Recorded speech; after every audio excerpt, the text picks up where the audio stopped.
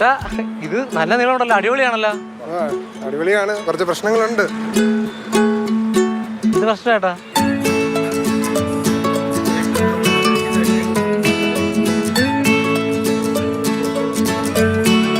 ചേട്ടാ അപ്പോ എത്രത്തോളം ബുദ്ധിമുട്ടുണ്ടല്ലോ ഈ യാത്ര ചെയ്യാൻ? ബുദ്ധിമുട്ടുണ്ട്. അപ്പൊ എങ്ങനെയാണ് ഈ യാത്ര ചെയ്യുമ്പോൾ പൊതുവിൽ ഏതൊക്കെ വണ്ടികളാണ് തിരഞ്ഞെടുക്കാറുള്ളത്? എല്ലാ വണ്ടിയും ബുദ്ധിമുട്ടാണ്. ബൈക്ക് പ്രശ്നമില്ല, ബസ് ഭയങ്കര ബുദ്ധിമുട്ടാണ്. ബസ്സിൽ യാത്ര ചെയ്യാൻ കാലിറുവിയാണ് ഇരിക്കൂ, സീറ്റ് നീളം കുറവായുണ്ട്. നിങ്ങൾക്ക് ഉപയോഗിക്കാൻ പറ്റുന്ന കാറുകളുണ്ടല്ലോ, കാറുകൾ അത് ഏതൊക്കെ തരത്തിലുള്ള ഈ ഓൾട്ടോ, മാരുതി പോലത്തെ കാറുകൾ ഉപയോഗിക്കാൻ പറ്റുമോ?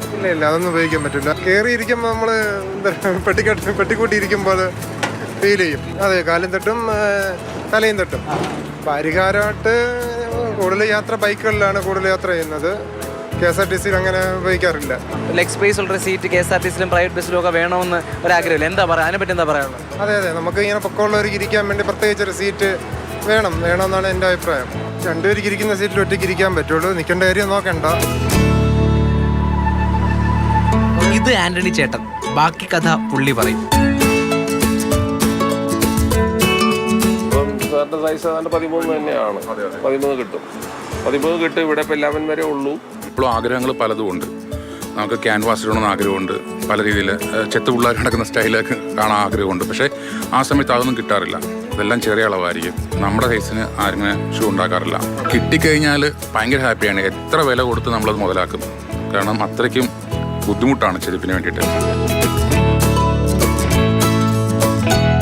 എപ്പോഴും ഞാൻ ഒരുപാട് തിരക്കുന്ന സംഭവമാണ്. സംഭവം എങ്ങും കിട്ടാറില്ല, ബീച്ചിൽ പോയാലും പോലും കിട്ടാറില്ല. നമ്മുടെ ഈ സൈസിനുള്ളത് എങ്ങും കിട്ടാറില്ല. ഇപ്പം ഇതിപ്പോൾ ഇവിടെ വന്നപ്പോൾ കിട്ടിയത് ഒരുപാട് നല്ലതാണ്. ചേട്ടൻ ഇപ്പോൾ ഇട്ടുകൊണ്ട് വന്ന സെറ്റൊക്കെ ആയാലും എന്താ ചെയ്യാറുണ്ടായിരുന്നത്? ഞാൻ തയ്പ്പിക്കുക ചെയ്യുന്നത്, റെഡിമെയ്ഡ് കിട്ടൂല.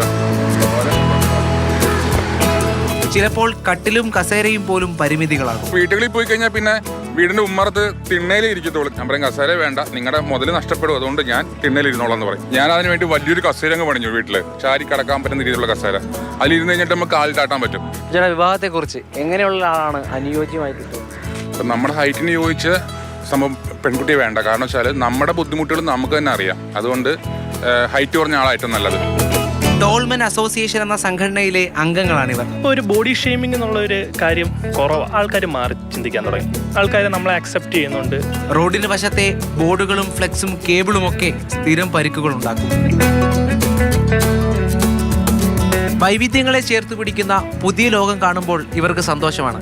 ആന്റണി ചേട്ടാ, പ്രതിവേട്ട ഹാപ്പിയല്ലേ? ഇവർ പങ്കുവയ്ക്കുന്ന ചില ആശങ്കകളുണ്ട്. അതിനുകൂടി പരിഹാരമായാൽ കാര്യങ്ങൾ അടിപൊളിയാകും. പ്രേം ശശിക്കൊപ്പം രാഹുൽ ജി നാഥ്, മാതൃഭൂമി ന്യൂസ്, തിരുവനന്തപുരം.